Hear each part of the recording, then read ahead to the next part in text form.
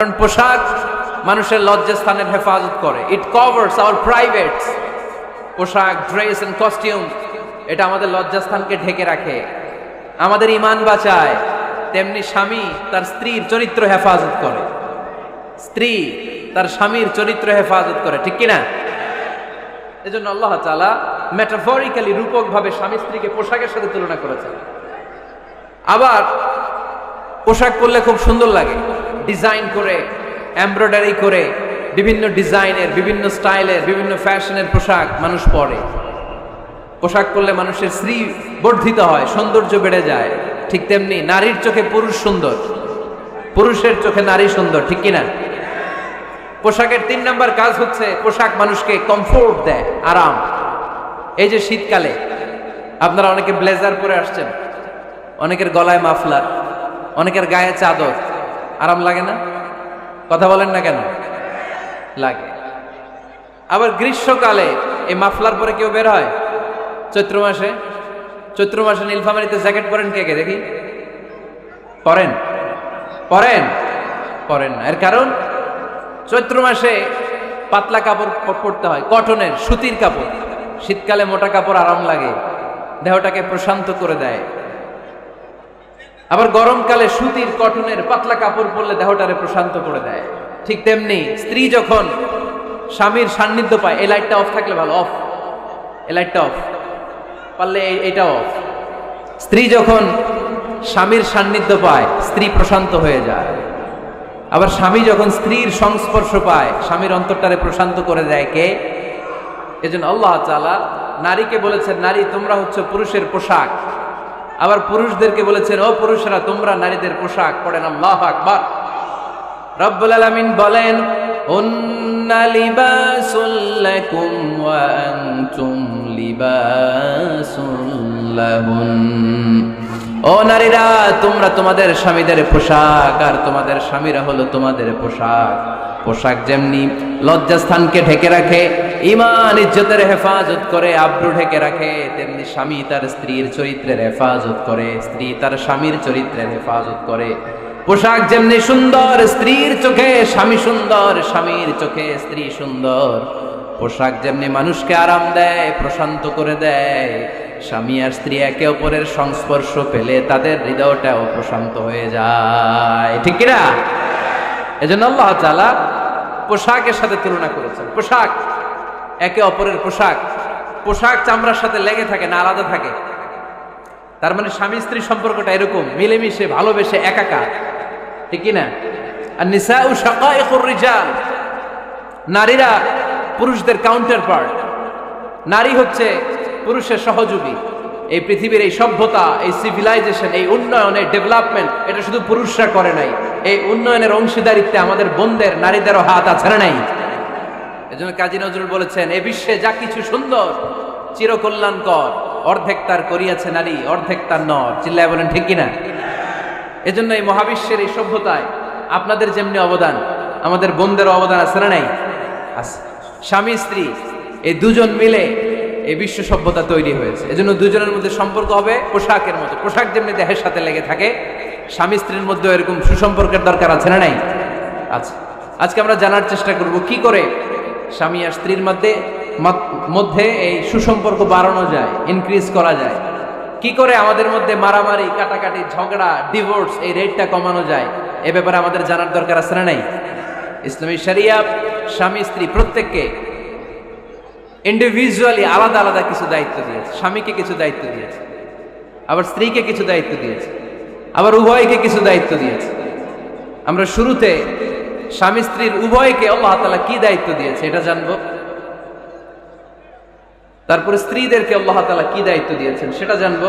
সবশেষে স্বামীদেরকে আল্লাহ তাআলা কি দায়িত্ব দিয়েছে সেটা জানবো। এই দায়িত্বগুলো পালন করার মধ্য দিয়ে দাম্পত্য জীবনকে সুখময় করে দিবে কে? আল্লাহ। শুরুতে আমরা জানবো দ্য কালেকটিভ রেসপন্সিবিলিটি, যৌথ দায় দায়িত্ব কি আছে স্বামী আর স্ত্রী, কেমন করে দাম্পত্য জীবনকে সুখময়, শান্তিময় করতে হয়। একটা দাম্পত্য জীবন কলহমুক্ত করতে চাইলে, সুখময় করতে চাইলে সর্বপ্রথম স্বামী স্ত্রীর যেটা খেয়াল রাখতে হবে সেটা হচ্ছে স্বামী স্ত্রীর উভয়ের স্যাক্রিফাইসের মানসিকতা থাকা লাগবে। স্যাক্রিফাইস, আওয়াজ করে আমার সাথে সাথে বলেন স্যাক্রিফাইস। এই স্যাক্রিফাইস ছাড়া দাম্পত্য জীবন টিকবে? দুইজনেই যদি ঝগড়া করে, দুইজনেই যদি রেগে যায়, ঝামেলা আছে না নাই? স্বামী রেগে গেলে স্ত্রীকে থেমে যেতে হয়, আবার স্ত্রী রেগে গেলে স্বামীকে থেমে যেতে হয়। স্বামীও যদি রেগে যায়, স্ত্রীও যদি রেগে যায়, তাহলে তৃতীয় বিশ্বযুদ্ধ বেঁধে যাবে, ঠিক কিনা? এই জন্য রেগে গেলেন তো হেরে গেলেন, রাগা যাবে না। স্বামী যদি রেগে যায়, স্ত্রী থেমে যেতে হবে, স্ত্রী যদি রেগে যায়, স্বামী থেমে যেতে হবে। এটাই দাম্পত্য জীবনের সুখ আর সমৃদ্ধির মূল ফর্মুলা। স্যাক্রিফাইস করতে হবে। এর কারণ আপনি যদি দোষ খুঁজতে শুরু করেন, দোষ ছাড়া পৃথিবীতে মানুষ নাই, ঠিক কিনা? No one is perfect in this world. এই পৃথিবীতে কেউই পারফেক্ট না। আপনি যে আপনার স্ত্রীর দোষ খোঁজেন, আপনারও দোষ আছে না নাই? আবার ভাবি যদি আপনার খালি দোষ খোঁজে, ভাবিরও দোষ আছে না নাই? না, এজন্য দোষ খুঁজবেন না, স্যাক্রিফাইস করেন, একটু মানিয়ে নিন। দাম্পত্য জীবনটা এরকমই, একটু ছাড় দিতে হয়, একটু মানিয়ে নিতে হয়। দাম্পত্য জীবনে কখনো মন খারাপ, কখনো মন ভালো, কখনো রোদ, কখনো বৃষ্টি, এই নিয়েই দাম্পত্য জীবন, ঠিক কিনা? তাহলে দাম্পত্য জীবনে যদি আমরা সুখ পেতে চাই, সকল নবদম্পতিকে বলবো একটু ছাড় দেওয়ার মানসিকতা বিল্ড আপ করেন, একটু মানিয়ে নেন, একটু মানিয়ে নেন, একটু ছাড় দেন, একটু মিলেমিশে চলেন। এক স্যাক্রিফাইস আমাদের জীবনটারে, আমাদের দাম্পত্য জীবনটাকে একটা জান্নাতি দাম্পত্য জীবন বানায় দিবে, ঠিক কিনা? দাম্পত্য জীবনকে সুখী করার 2 নাম্বার ফর্মুলা হচ্ছে ঝগড়া করা যাবে না। আপনারা ঝগড়া করেন নাকি? হ্যাঁ, বউয়ের সাথে ঝগড়া করেন না এরকম বিবাহিত পুরুষ কে কে আছেন দেখি এখানে? হাত তুলছে নাকি? বিশ্বাস হয় আপনাদের? হ্যাঁ, অনেক ঝগড়া। হ্যাঁ, আচ্ছা, মেয়েরা বেশি করে? না না, এই মহিলা প্যান্ডেল আছে এদিকে, এদেরকে জিজ্ঞেস করলে বলবে সব দোষ আপনাদের, আর আপনারা দোষ দিচ্ছেন এদের।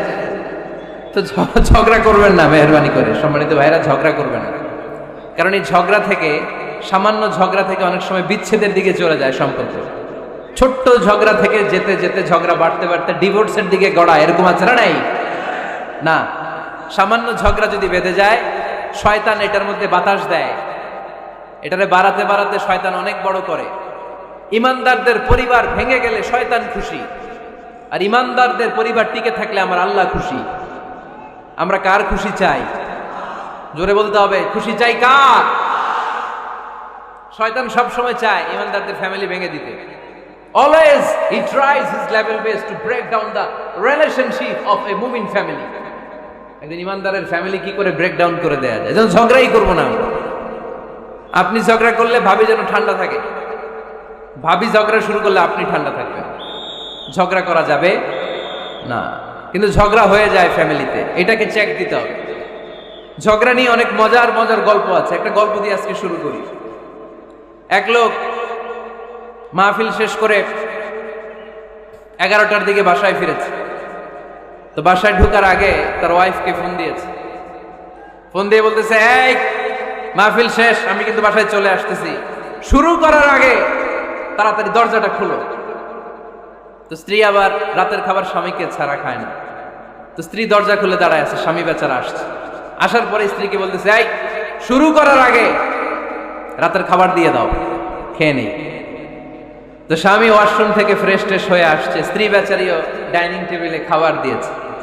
এবার স্বামীও খেতে বসেছে, স্ত্রীও খেতে বসেছে। স্বামী আবার বলতে আরম্ভ করছে, শুরু করার আগে ফ্যানটা ছাড়াও, খুব গরম লাগতেছে। এবার তো স্ত্রী রেগে মেগে আগুন, কি আসার পর থেকে শুরু করার আগে, শুরু করার আগে, শুরু করার আগে, কি শুরু করার আগে? স্বামী বলতেছে, এই তো শুরু হয়ে গেল, এই শুরু হয়ে গেল। মানে কি? ঝগড়া। নীলফামারীর ভাইয়েরা, এটা শুরু করা যাবে না। শুরু করবেন আপনারা? ঝগড়া করবেন? আমাদের ফ্যামিলিগুলো থেকে ঝগড়াকে আজকে থেকে আমরা নো বলে দিলাম। মানে না, ঝগড়াকে কি বললাম? সবাই বলতে পারেন না, আওয়াজ করে বলেন, ঝগড়াকে আমরা কি বলবো? নো। ঝগড়া করা যাবে। শয়তান ঝগড়া বাঁধাতে খুব উস্তাদ। সহিহ মুসলিমের হাদিস, ইন্না ইবলিসা ইয়াদাউ আরশাহু আলাল মা সুম্মা ইয়াবআসু সারায়াহু। ইবলিস তার সিংহাসন গেড়েছে সাগরের উপরে। ইবলিসের সিংহাসন কিসের উপরে? বিশাল বড় সাগর আর মহাসাগরের উপরে ইবলিস শয়তান তার সিংহাসন নিয়ে বসা। প্রতিদিন সকালবেলায় শয়তানগুলোরে মানব রাজ্যে পাঠিয়ে দেয়, যা তোরা মানব রাজ্যে চলে যা, যে মানুষকে ওয়াসওয়াসা দেয়, ওয়াসওয়াসা দিয়ে খারাপ কাজ করা। সারাদিন খারাপ কাজ করার পরে কি কি ওয়াসওয়াসা দিল, কি কি খারাপ কাজ মানুষের মধ্যে ঘটালো, সন্ধ্যাবেলায় সব শয়তান এসে ইবলিসকে বয়ান শোনায়। সন্ধ্যাবেলায় শয়তানগুলো এসে বলে, আমি এক লোককে দিয়ে মিথ্যা কথা বলিয়েছি। আরেক শয়তান বলে, আমি নামাজ কাজা করিয়েছি এক আল্লাহর বান্দাকে দিয়ে। আরেকজন বলে, আমি ওজনে কম দিয়েছি। আরেকজন বলে, আমি সুদের ব্যবসার মধ্যে টাকা লাগানোর ব্যবস্থা করে দিয়েছি। এক একজন এক একটা ওয়াসওয়াসা দিয়ে আল্লাহর মুমিন বান্দাদেরকে ধোঁকা দিয়েছে। এগুলোর ফিরিস্তি এসে সব শয়তানেরা ইবলিসকে শোনায়, কিন্তু কোনো কথাতে ইবলিসের মন ভরে না। কোন শয়তান এসে বলে, আমি তো এমন মদের আড্ডাখানায় নিয়ে গেছি আল্লাহর বান্দাদেরকে, এগুলো নামাজই পড়ে নাই, খালি মদ খেয়েছে। আবার কিছু শয়তান এসে বলে, আমি ক্যাসিনোতে নিয়ে গেছি, ওখানে খালি জুয়া খেলছে। আবার কিছু শয়তান এসে বলে, আমি বাজারের মধ্যে ফরমালিনের এই ওয়াসওয়াসা ঢুকাই দিছি। একটার পর একটা শয়তানি ফিরিস্তি তারা ইবলিসকে শোনায়, কিন্তু কোনো কাজই ইবলিসের মন ভরাতে পারে না। একজন এসে বলে, আনা মা তারাকতুহু বাইনার রাজুলি ওয়া ইমরাআতিহি হাত্তা ফাররাখতু, আমি একজন ইমানদার নারী পুরুষের মধ্যে ঝগড়া লাগায়া ওই ঝগড়া বাড়াতে বাড়াতে বাড়াতে বাড়তে তালাক পর্যন্ত নিয়ে গেছে। নাউজুবিল্লাহ পড়বেন না? শয়তান এবার তার উপর খুশি হয়ে যায়। সব শয়তানগুলোকে ঠেলে ইবলিস এই শয়তানকে কাঁধে তুলে নাচতে শুরু করে দেয়। কারণ মুমিন বান্দার সংসার যদি ভেঙে যায় শয়তান খুশি হয়ে যায়, আর মুমিন বান্দার সংসার টিকে থাকলে খুশি হয়ে যায় কে? এজন্য নীলফামারীর ভাইয়েরা, ঝগড়া করা যাবে না। দাম্পত্য জীবনকে সুখী করতে চাইলে ঝগড়াকে আমরা নো বলে দিব। ঝগড়া অনেক সময় হবে, কিন্তু এটাকে বাড়তে দেওয়া যাবে না, এটাকে আমরা স্পেস দিব না, ওইখানে থামায় দিতে হবে। রাজি আছেন তো সবাই? আল্লাহ রাসূল সাল্লাল্লাহু আলাইহি ওয়াসাল্লামের ফ্যামিলিতেও ঝগড়া হতো। আম্মা জান আয়েশা রাদিয়াল্লাহু তাআলা আনহার সাথে আল্লাহ রাসূল সাল্লাল্লাহু আলাইহি ওয়াসাল্লামের ঝগড়া হতো, হাদিসে পাওয়া যায়। কিন্তু এগুলো ছিল মধুর ঝগড়া, সুন্দর ঝগড়া। সুবহানাল্লাহ পড়েন।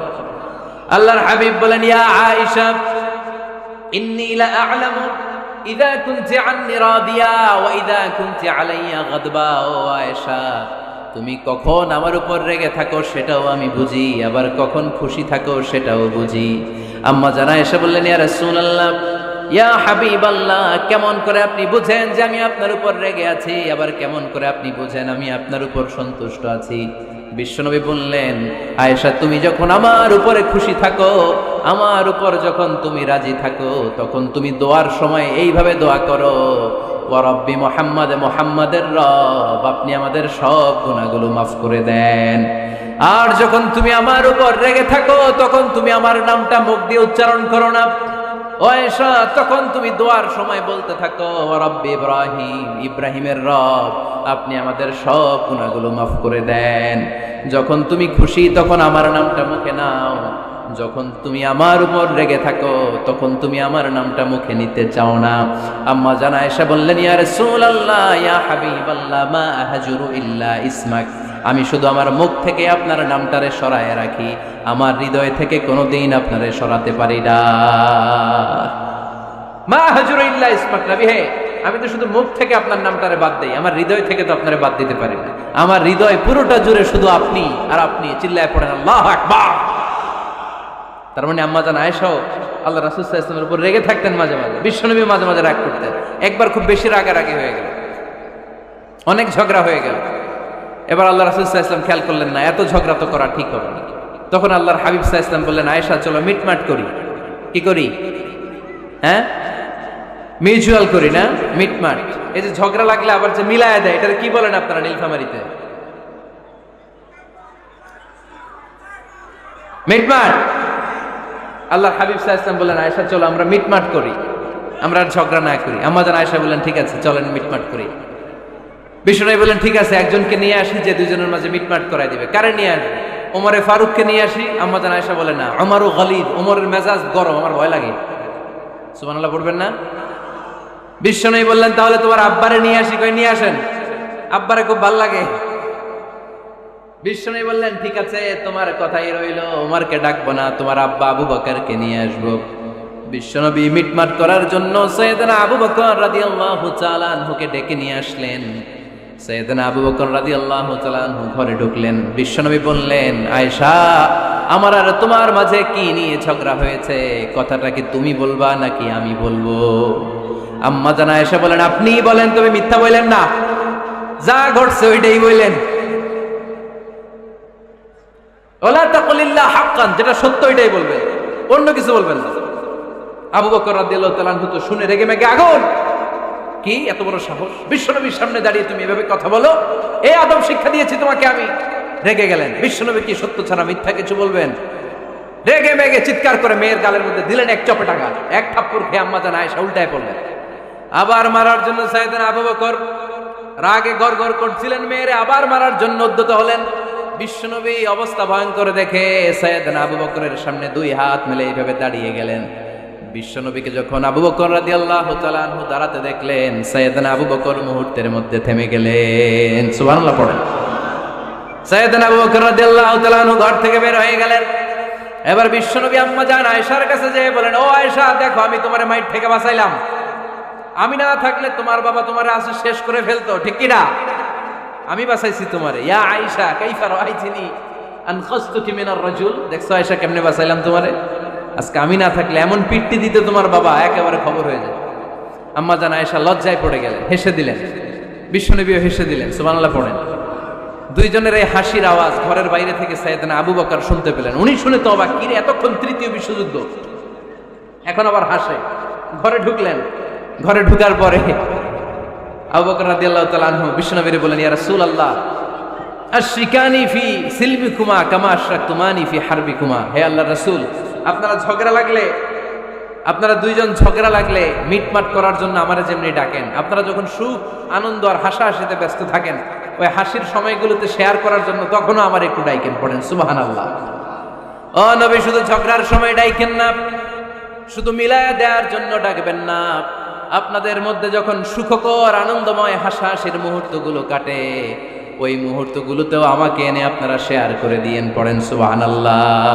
মুসনাদে আহমদ ইবনে হাম্বলের হাদিস। এই হাদিস প্রমাণ করে আল্লাহ রাসূল সাল্লাল্লাহু আলাইহি ওয়াসাল্লামের ঘরেও ঝগড়া হতো স্ত্রীদের সাথে, তবে মধুর ঝগড়া, শিক্ষণীয় ঝগড়া। আওয়াজ করে বলতে হবে, ঠিক কি না? এজন্য ঝগড়া হবে, কিন্তু ঝগড়াকে বাড়তে দেয়া যাবে। তাহলে দাম্পত্য জীবন সুখময় করতে চাইলে 1 নম্বরে স্যাক্রিফাইস, 2 নম্বরে ঝগড়াকে আমরা কি বলে দিছি আজকে? ভুলে গেছি। ঝগড়াকে কি বলবো? নো। তাসলিমা নামে একটি মেয়ে হারিয়ে গেছে। ওসি সাহেব বলেছেন, পিছনে পুলিশের কাছে যদি পাঠিয়ে দিতে পারেন ভালো হয়। ছোট্ট মেয়ে দেখলে জিজ্ঞেস করবেন, তোমার নাম কি? যদি বলে তাসলিমা, 6 বছর বয়স, ওকে পাঠিয়ে দিবেন। 3 নাম্বার, দাম্পত্য জীবন সুখময় করতে চাইলে দাম্পত্য জীবনের কোনো গোপন কথা কারোর সাথে শেয়ার করা যাবে না। এটা কবিরা গুনাহ, এটাকে হারাম বলে ঘোষণা দিয়েছে কে? এটাকে বিষ্ণু বলেছেন আযমুল আমানা। স্বামী স্ত্রীর মধ্যে যে অন্তরঙ্গ মুহূর্ত কাটে, এই মুহূর্তগুলোর কথা কারোর সাথে শেয়ার করা যাবে? নীলফামারীর যুবক ভাইরা চিল্লায় বলে, এগুলো শেয়ার করা যাবে? বিষ্ণু বললেন, খবরদার, এটা আযমুল আমানা। স্বামীর সবকিছু স্ত্রীর কাছে আমানত, স্ত্রীর সবকিছু স্বামীর কাছে আমানত। আবার বিষ্ণু বলেছেন, যারা স্বামী স্ত্রীর গোপন দাম্পত্য জীবনের কথা অন্যের কাছে শেয়ার করে দেয়, তারা হলো আশারুন নাস, পৃথিবীর মধ্যে সবচাইতে নিকৃষ্ট মানুষ। এরা নিকৃষ্ট, এদের চাইতে নিকৃষ্ট আর কেউ হতে পারে না। উলাইকা কাল আনআম বাল হুম আদাল। এরা পশুর চাইতেও নিকৃষ্ট, যারা স্বামী স্ত্রীর প্রাইভেট কথা, পার্সোনাল কথা মানুষের কাছে বলে বেড়ায়। আর সিবাউ হারাম, এই গোপনীয় সব কথাগুলোকে অন্যের কাছে প্রকাশ করা হারাম করেছে কে? চিল্লায় বলতে হবে, কে? তাহলে খবরদার, নিজেদের দাম্পত্য জীবনের কোনো কিছু অন্যের সাথে শেয়ার করবেন না। আমাদের বোনরা অনেক সময় একসাথে বসলে পেটের কথা, পিঠের কথা সব বলে ফেলায়, আছে না নাই? না বোনেরা, সব শেয়ার করলেও আপনাদের দাম্পত্য জীবনের কোনো কথা কখনো কারোর সাথে শেয়ার করতে পারবেন না। 4 নম্বর ফর্মুলা হচ্ছে অহেতুক সন্দেহ পরিহার করতে হবে। অনেক স্ত্রী আছে স্বামীরে খালি সন্দেহ করে, আছে না নাই? নীলফামারীতে এই সমস্যা নাই, আছে? এই যে ভুক্তভোগী পাওয়া গেছে, আছে না নাই? আছে। খালি সন্দেহ করে, এই তুমি ওদিকে তাকাইলে কেন, ওই বেডের দিকে তাকাইলে কেন, এই তোমার মোবাইল দাও, কারে ফোন দিলা দেখি, এই ফেসবুকের পাসওয়ার্ড দাও দেখি কি করছে, দেখি মেসেঞ্জারে কার সাথে চ্যাটিং করছে, আছে না নাই? এই যে অহেতুক সন্দেহ আপনার ফ্যামিলিটারে জাহান্নামের টুকরা বানায় দিবে। আবার অনেক স্বামী আছে স্ত্রীকে খালি সন্দেহ করে, এদিকে তাকালে সন্দেহ করে, ওদিকে তাকালে সন্দেহ করে, বাসায় থাকলেও সন্দেহ, বাইরে গেলেও সন্দেহ, এরকম আছে না নাই? না, অহেতুক সন্দেহ এটা পরিহার করবেন। এই সন্দেহ খুব খারাপ জিনিস। আমি ব্যক্তিগতভাবে অনেক কেস এরকম হ্যান্ডেল করেছি। এসে বলে হুজুর খালি সন্দেহ করে, এটা একটা রোগ। এটা কি আপনার ফ্যামিলিটারে শেষ করে দেয়। এই জন্য অহেতুক সন্দেহ পরিহার করবেন। হ্যাঁ, সত্যি যদি পরকীয়ার কোনো ঘটনা ঘটে থাকে ওটা নিয়ে বসেন, ফেস টু ফেস কথা বলেন, ফ্যামিলি মিটিং করেন, সরাসরি সেটেল করার চেষ্টা করেন। কিন্তু অহেতুক সন্দেহ একটা রোগ। এই রোগ থেকে আল্লাহ তুমি দাম্পত্য জীবনকে বাঁচাও। আমরা আওয়াজ করে পড়বো আমিন। 5 নাম্বার, স্বামী স্ত্রী একে অপরকে আল্লাহর বিধান স্মরণ করায় দিবে। স্বামী যদি ফজরের সময় ঘুমায় থাকে, স্ত্রীর ডেকে দেওয়ার দরকার আছে না নাই? আবার স্ত্রী যদি ঘুমায় থাকে, স্বামীর ডেকে দেওয়ার দরকার আছে না নাই? কোন স্বামী যাবে জান্নাতে, তার স্ত্রী যাবে জাহান্নামে। আবার স্ত্রী হবে জান্নাতি, স্বামী যাবে জাহান্নামে। এরকম আমরা চাই নাকি? আমরা যখন জান্নাতে যাব, আমার স্ত্রীর হাত ধরে একসাথে জান্নাতে ঢুকতে চাই, ঠিক কিনা? আবার আমার স্ত্রী যখন জান্নাতে যাবে, সে একা ঢুকতে পছন্দ করবে? এজন্য আমরা দুনিয়াতে যেমনি এক ছাদের নিচে, এক জায়গায়, এক বাড়িতে, জান্নাতেও আমরা এক বাড়িতে থাকতে চাই। আওয়াজ করে বলতে হবে ঠিক কিনা? এজন্য গবেষকরা বলেছে, স্বামী স্ত্রীর ভালোবাসাটাকে তারা বলে লাভ পিরামিড। কি পিরামিড? লাভ পিরামিড। এই ত্রিভুজ আকৃতি। কিরে ভাই? আচ্ছা, লাভ পিরামিড, ত্রিভুজ আকৃতির, ট্রায়াঙ্গেল। আপনারা ত্রিভুজ চিনেন? কথা কয় না। ত্রিভুজের কয় কোণা? কয় কোণা? 3 কোণা। এই যে এরকম, তাই না? এজন্য স্বামী স্ত্রীর ভালোবাসাটাকে বলে লাভ পিরামিড। উপরে এরকম সমুচার মতো না, উপরে থাকে আল্লাহ, আর ডানে স্বামী বায়ে স্ত্রী। এই 2 কোণায় স্বামী স্ত্রী, আর উপরের কোণায় আল্লাহ। স্বামী স্ত্রী যদি আল্লাহর আনুগত্যের দিকে যেতে চায়, যতই তারা, the couple come to Allah, they come closer to each other. তারা যদি আল্লাহর কাছাকাছি যায়, তারা নিজেরাও কাছাকাছি হয়, ঠিক কিনা? তারা আল্লাহর কাছে যেতে যেতে যেতে যেতে আল্লাহর ইবাদতে যদি একেবারে আল্লাহর কাছে চলে যায়, তারা নিজেরাও কাছাকাছি চলে যায়, ঠিক কিনা? আর তারা আল্লাহর আনুগত্য থেকে যত দূরে সরে, তারা নিজেরাও নিজেদের থেকে তত দূরে সরে পড়ে। চিল্লায় বলেন ঠিক কিনা? লাভ পিরামিড এটা। এজন্য the closer the couple comes to Allah, the closer the couple comes to each other. Couple, স্বামী স্ত্রী, আল্লাহর ভালোবাসা নিজের মধ্যে যত গাঢ় করবে, আল্লাহর আনুগত্য যত বেশি করবে, আল্লাহর ইবাদত যত করবে, নিজেরাও তত কাছাকাছি আসবে। আর আল্লাহরে যত ভুলবে, নিজেদের মধ্যে বড় বড় ফারাক করে দিবে কে? তাহলে এই 5টা বিষয় স্বামী স্ত্রীর উভয়ের উপর বর্তায়। এগুলো মেনে চললে দাম্পত্য জীবনকে সুখময় করে দিবে কে? আল্লাহ। এবার আমরা শুনবো আমাদের বোনদেরকে। যে ডান দিকে আমি শুনলাম আমাদের বোনদের বিশাল প্যান্ডেল, আছে না নাই? আচ্ছা, আজকে বোনদের দিয়ে শুরু করি। স্ত্রীদেরকে আল্লাহ কি দায়িত্ব দিয়েছে একটা ফ্যামিলিকে সুন্দর করতে, একটা দাম্পত্য জীবনকে সুন্দর করতে? স্ত্রীর 1 নম্বর দায়িত্ব হচ্ছে, she should make a comfort to her husband. স্ত্রীর উচিত স্বামীর জন্য ঘরটাকে প্রশান্তির নীর বানিয়ে রাখা। কি বানিয়ে রাখা? প্রশান্তির নীর।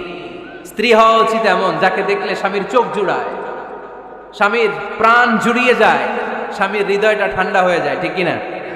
আর স্ত্রীর দিকে তাকালে যদি মেজাজ গরম হয়ে যায়, মেজাজ খিটখিটে হয়ে যায়, ঝামেলা আছে না নাই? ঝামেলা আছে। এজন্য মেহেরবানি করে আমাদের বোনরা যারা, এমন কোনো কাজ করবেন না যেটা স্বামীর মেজাজকে খিটখিটে করে দেয়। কারণ আল্লাহ তাআলা আপনাদেরকে তৈরি করেছে লিতাসকুনু ইলাইহা। স্বামী আপনার কাছে গেলেই যেন তার হৃদয়টা প্রশান্ত হয়ে যায়, ঠিক কিনা? অনেক স্ত্রী আছে না জেনে না বুঝে স্বামীর সাথে এমন খিটখিটে মেজাজ দেখায়, যেটা স্বামীর জন্য মেনে নেওয়া কষ্টকর। আমি একটা জরিপে পড়েছি, পৃথিবীর অনেক স্বামী স্ত্রীর কারণে হার্ট অ্যাটাক করে মারা যায়,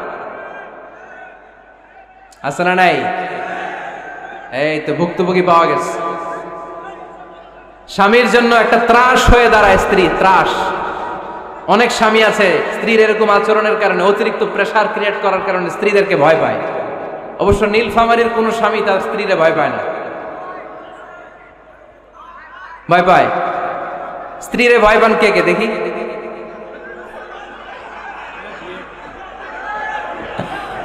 ভয় পান আপনারা? ভয় পান? হ্যাঁ, এক অফিসের বড় সাহেব তার স্ত্রীরে খুব ভয় পায়, প্রচন্ড ভয় পায়। তো সে মনে মনে ভাবলো, দেখি আমার অফিসের যারা স্টাফ আছে, ম্যানেজাররা আছে, এরা কতটুকু ভয় পায়, এরা ভয় পায় কিনা। তো একদিন সকালবেলা অফিসের সব স্টাফগুলোর একসাথে দাঁড় করে বলতেছে, এই আপনারা যারা যারা আপনাদের স্ত্রীদেরকে ভয় পান তারা ডান দিকে যান, আর যারা স্ত্রীকে ভয় পান না এরা বাম দিকে যান। অফিসের সব কর্মচারী ডান দিকে চলে গেছে, সবাই ভয় পায়, একজন শুধু বাম দিকে। বাম দিকে কয়জন? ভয় পায় না। আর যারা ভয় পায় এরা ডান দিকে, ডান দিকে সবাই। তো বড় সাহেব ভাবছে, আলহামদুলিল্লাহ আমার অফিসে একজন হইলো বীর পুরুষ আছে। তো বীর পুরুষের কাছে যেয়ে বলে, ঘটনা কি, আপনি মোটেও ভয় পান না? কয়, স্যার প্রতিদিন অফিস করার জন্য যখন ঘর থেকে বের হয় আমার বউ আমারে বলে দেয়, খবরদার সবাই যেদিকে যায় তুমি কিন্তু ওই দিকে যাইবা না, সবাই যেদিকে যায় তুমি ওইদিকে গেলে খবর আছে। বড় সাহেবকে খবর দেয়, এটা তো আরো ডরায়, ঠিক কিনা?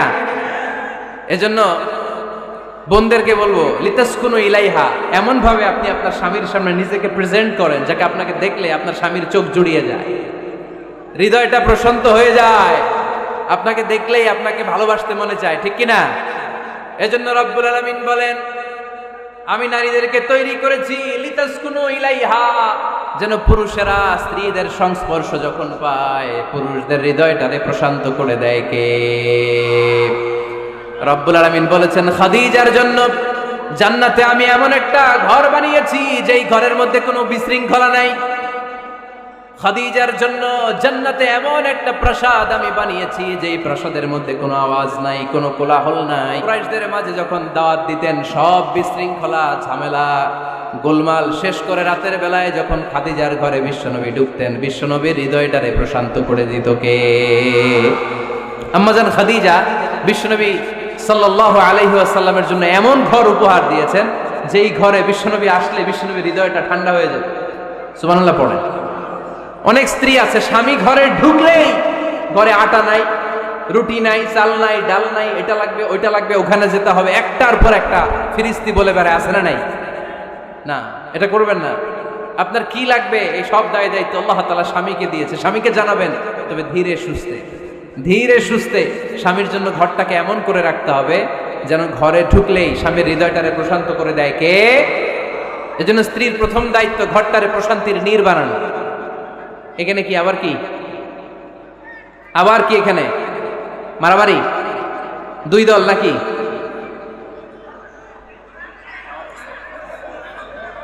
আপনাদের মনোযোগ আছে না গেছে? কষ্ট হচ্ছে? হ্যাঁ, অনেক রাত হয়ে গেছে তো, প্রায় 10:30। হ্যাঁ, তাকবীর পড়েন, লিল্লাহে তাকবীর। তো কিছু লোক ওঠা বসা শুরু করলেন কেন? হ্যাঁ, 1 নাম্বার, 2 নাম্বার, 3 নাম্বার নাই তো আবার? হ্যাঁ, 1 নাম্বার নাকি পেশাব করা, 2 নাম্বার নাকি টয়লেটে যাওয়া, 3 নাম্বার নাকি এইটা। বিড়ি খান আপনারা? বিড়ি আর সিগারেটের সাথে মুসলমানের সম্পর্ক আছে না। কোন মুসলমান সিগারেট খেতে পারে, বিড়ি টানতে পারে? কারণ এটা এমন একটা খাবার যে খাবার টয়লেটে ঢুকেও খাওয়া যায়।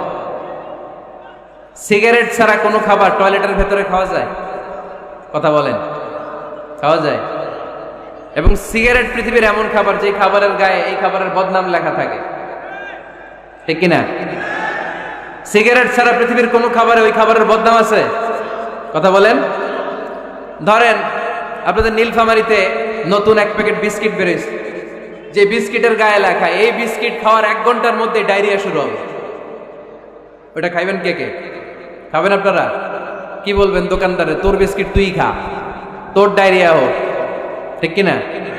কিন্তু সিগারেটের গায়ে কিন্তু লেখা থাকে স্মোকিং কজেস ক্যান্সার, ধূমপান স্বাস্থ্যের জন্য ক্ষতিকর, ধূমপান কর্কট রোগের কারণ, ধূমপান করলে এটা বিষপানের শামিল।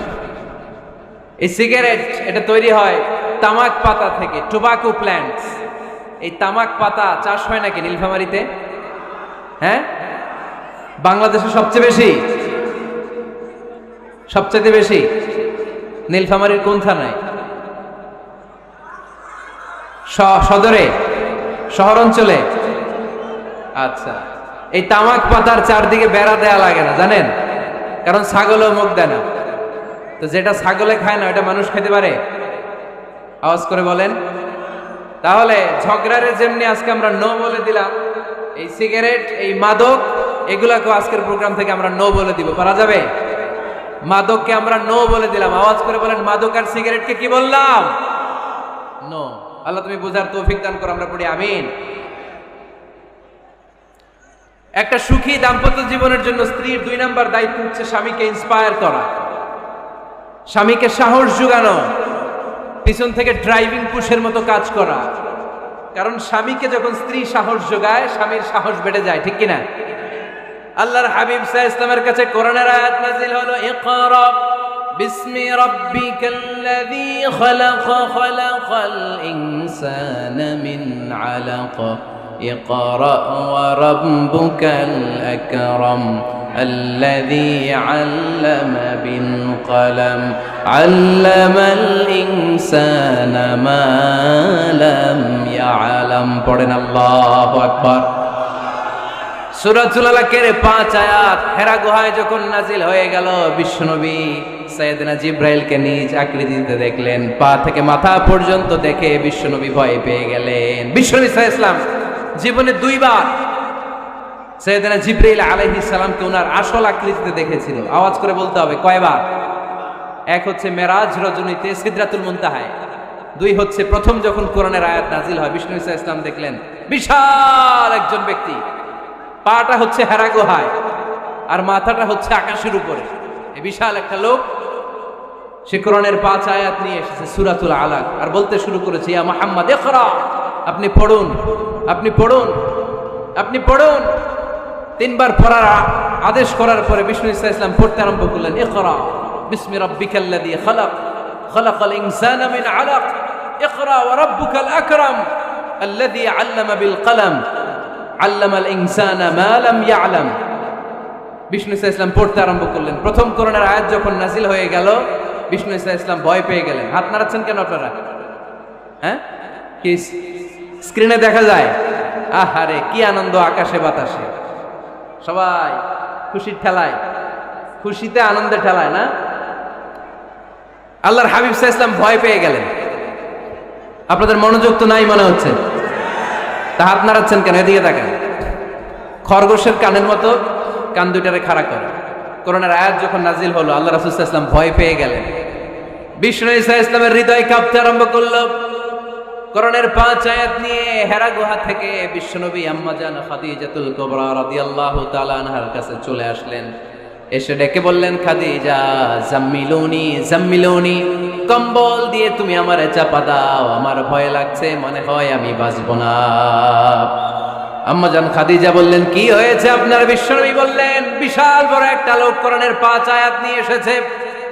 ওই লোকের পা হেরা গুহার মধ্যে, মাথাটা আকাশের উপরে, এত বিশাল সত্তা, বিশাল কোন মানুষ জীবনে আমি দেখি নাই। এসে সে পরিচয় দিয়েছে সে নাকি জিব্রাইল ফেরেশতা। বিশ্বনবী বললেন, মনে হয় আমি বাঁচবো না, আমার জ্বর চলে এসেছে, আমার হৃদয়ের মধ্যে কাঁপুনি শুরু হয়েছে, তুমি আমারে কম্বল দিয়ে চাপা দাও। আম্মা জান খাদিজা বললেন, ও নবী ভয় পাবেন না, আমার আল্লাহ কোনদিন আপনারে অপমান করবেন না। সুবহানাল্লাহ পড়েন। ওয়াল্লাহি ওয়াল্লাহি লা ইউখজিক আল্লাহু আবাদা। নবী গো, আল্লাহ আপনারা অপমান করবেন না, কারণ আপনার মধ্যে এমন এমন ভালো ভালো গুণ আছে, এই গুণাবলীগুলি যে মানুষের মধ্যে থাকে তাকে আমার রব কোনোদিন অপমান করতে পারে না। চিল্লায় বলেন ঠিক কি না? নবী হে, ইন্নাকা লা তাসিলুর রাহিমা, আপনি আত্মীয়তার সম্পর্ক বজায় রাখেন। ও নবী, তাসদুকুল হাদিসা, সব সময় আপনি সত্য কথা বলেন। ওয়া তাহমিলুল কাল্লা, আপনি মানুষের বোঝা টেনে দেন। ওয়া তাকসিবুল মা'দুমা, যার উপার্জন করার কেউ নাই, নিজে গায়ে খেটে আপনি তারে উপার্জন করে দেন। ওয়া তুআইনু আলা নাওয়াইবিল হক, সত্য যেখানে বিপন্ন সেখানে আপনি সাহসী সৈনিকের মতো দাঁড়িয়ে যান। সুবহানাল্লাহ। নবী, আপনি ভয় পাবেন না, কারণ আপনি এমন অসাধারণ ব্যক্তিত্ব, এমন জনকল্যাণমূলক কাজের আঞ্জাম আপনি দেন, এরকম লোককে আল্লাহ কখনো অপমান করতে পারে? আপনি চালিয়ে যান, আপনাকে থামানোর মতো অপশক্তি গোটা বিশ্বে দ্বিতীয়টা নাই। চিল্লায় বলেন ঠিক কিনা? বিশ্বনবীকে সাহস